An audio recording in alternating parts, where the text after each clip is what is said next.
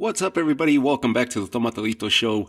And if it wasn't enough, last weekend, this past weekend, where we saw the UFC put together what they are claiming to be the card of the year, their best card for 2021 in as early of a year as we sit currently today, barely 3 months in, and the claim of the best card that they managed to put together is already out there. That's quite a statement to make.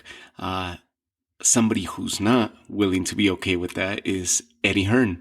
Eddie Hearn has put a card together in his own right, challenging that of the UFC 259 card with 3 title fights of his own in one card. And that is all happening this weekend. And we're talking about the rematch, the long-awaited rematch, nearly 9 years in the making, between El Gallo Estrada and Chocolatito Gonzalez. Juan Francisco Estrada and Roman Gonzalez will finally get in the ring again versus one another with 2 titles on the line, the WBC super flyweight title and the WBA super world superfly title gonna be on the line. Roman Chocolatito Gonzalez brings a 50-2 record. Gallo Estrada, Juan Francisco Estrada, bringing a 41-3 record. And this fight is going to take place tomorrow night, Saturday night.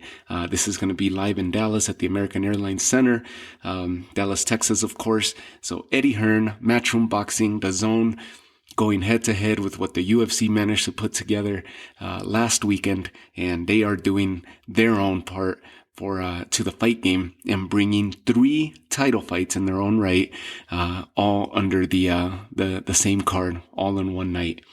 That's the main title fight. That's the headlining event. That's the storyline right there. The rematch. Is it going to be a rematch, or is Chocolatito going to run it once again? Is he going to be the king once again of this division, or is Gallo Estrada going to get his long-awaited revenge?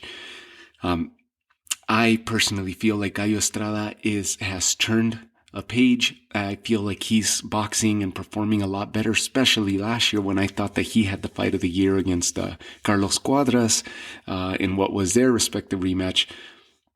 Roman Gonzalez performed in that undercard as well and performed really well. I really feel like Estrada has momentum on his side, and I feel like he's going to get the best of Chocolatito at this stage tomorrow night. But we'll see. It's going to be a fun fight. That's fireworks waiting to happen. Now, the co-main event is going to be Canelo's newest signee, and that's Hiroto Kyoguchi. He's going to be fighting in the 108 division. He's perfect, got a perfect record at the moment, 14-0. He's fighting Axel Vega with a 14-3 record. He's defending his WBA super light flyweight title.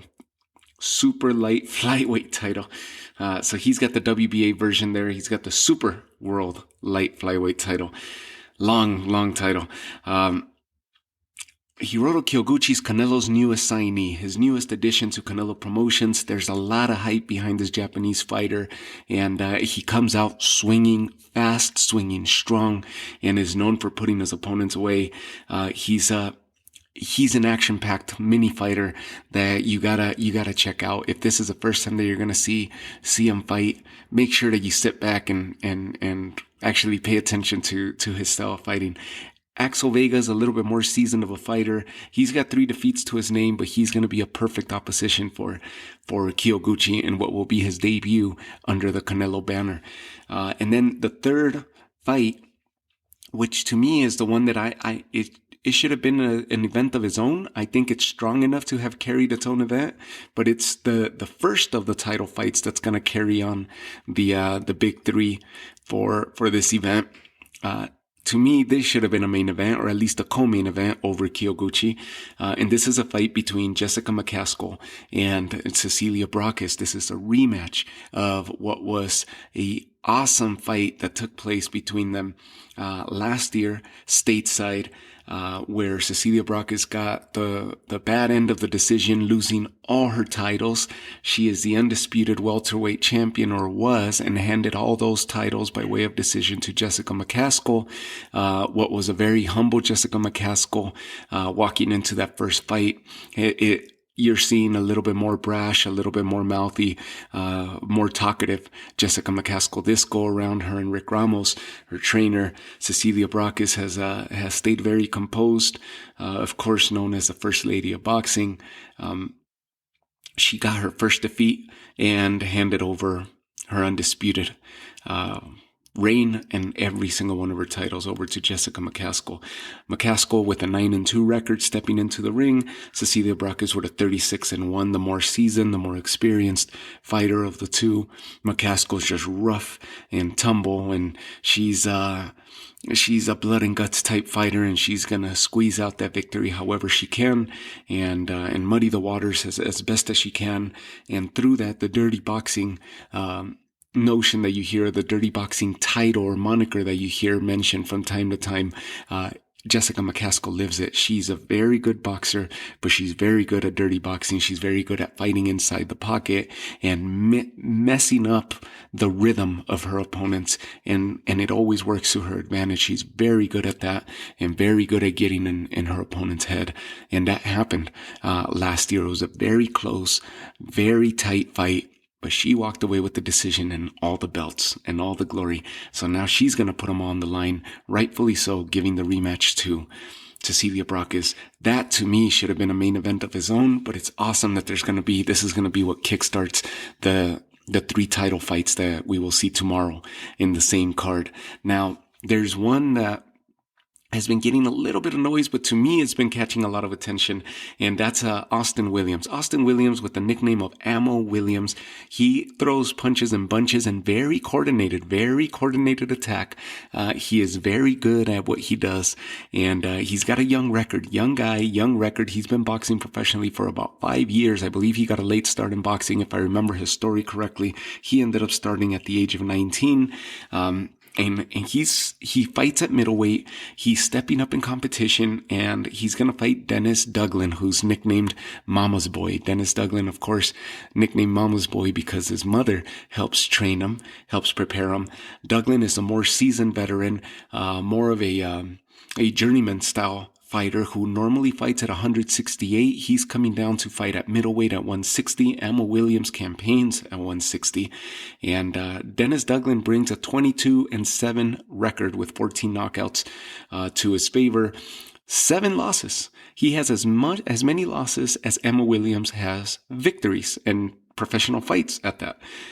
Ammo Williams is 7-0 at the moment. He picked up his 7th victory by way of knockout on the undercard of Canelo and Callum Smith this past December. So he's been around Matchroom. This is a big step up for him, and it's a step up because, one, it's a bigger fighter who's used to being in the ring against bigger, stronger punchers at 168. He's coming down to 160 to meet Ammo Williams. 1. 2, that fighter has, Dennis Douglin has victories over Saul Roman. He's also been in the ring with David Benavidez and lost to him. He lost to Anthony Durrell as well. So he's been in there with experienced fighters, with high caliber fighters, better pedigree fighters than him. He's been in there. He has the experience, and he's gonna be a tough test for Ammo Williams. How Austin Ammo Williams looks tomorrow is gonna be a big testament to where his career is going, where he's at what stage he finds himself at in his career at the moment.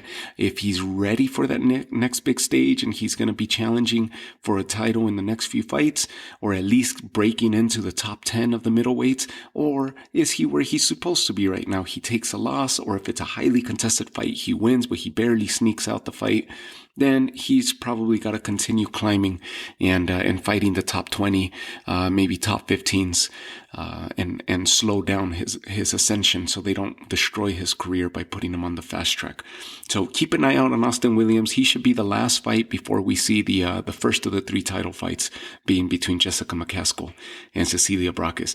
Big fight. Another one that's taking place tonight, which I haven't been able to catch, and I think it's probably happening as I'm recording this. Sor Rungvisai is actually fighting in Thailand, and he's been interviewing this whole week, saying that if he gets to fight Gallo Estrada again, that he will beat him decisively. So his eyes are going to be, one, he's got his hands full right now, and I'm almost positive that fight's taking place as I'm recording this. So I'll fill you in on the result when I do the recap of tomorrow's event.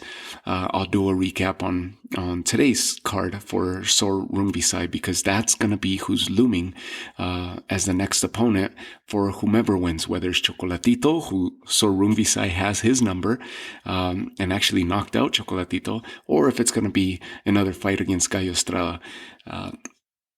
Big fight, nearly 9 years in the making for this rematch, and it's finally happening. Let's hope that it's not too late.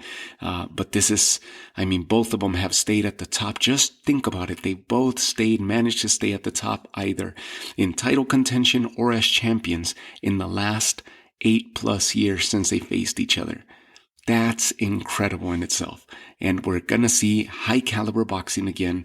And quite likely, it may be a fight of the year candidate as early as we sit here in 2021. This could very likely be a fight of the year candidate, because these two they bring fireworks too, along with them.